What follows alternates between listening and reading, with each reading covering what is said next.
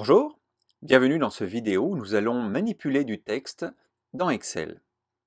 Nous allons voir comment extraire dans cet exemple particulier la première lettre du prénom, les deux premières lettres du nom, pardon, et également les deux dernières lettres de ce nom à nouveau. Alors, pour ce faire, nous allons utiliser dans le premier exemple la fonction stxt. Alors, je vais pour cela me rendre dans le ruban Formule. Ensuite, je vais appuyer sur le bouton Insérer une fonction, je vais aller chercher dans le texte la fonction stxt.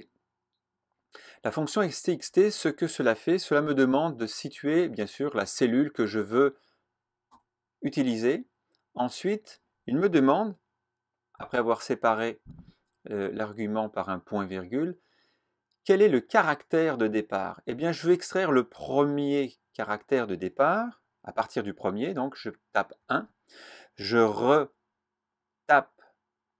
un point-virgule, et là je lui dis je veux le premier, mais je veux aussi tout simplement un seul unique caractère. Donc je fais 1 et 1 à nouveau. Et là il m'extrait un P. Là, si je vais dans mon deuxième exemple, je veux extraire les deux premières lettres du nom. Je vais utiliser une autre manière de faire qui est gauche dans ce cas-là. Alors encore une fois, je vais dans insérer une fonction texte et je vais chercher gauche. Étant donné que c'est le début, je vais sélectionner mon nom.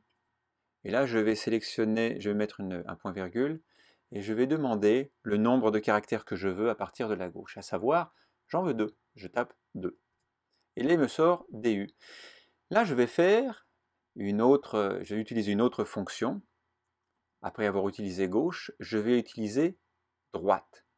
En fait, c'est plus ou moins la même chose, sauf que au lieu d'utiliser les caractères qui sont situés à gauche, soit au début du nom, je vais utiliser les caractères qui sont à droite, soit à la fin du nom.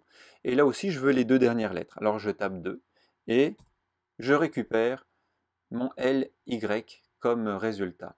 Donc voilà, très rapidement, j'étais capable d'extraire ces caractères de mes chaînes de caractères et je suis capable de reproduire à nouveau les résultats.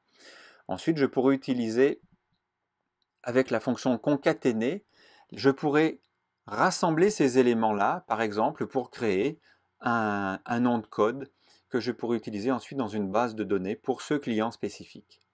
Voilà. Je vous remercie. À bientôt.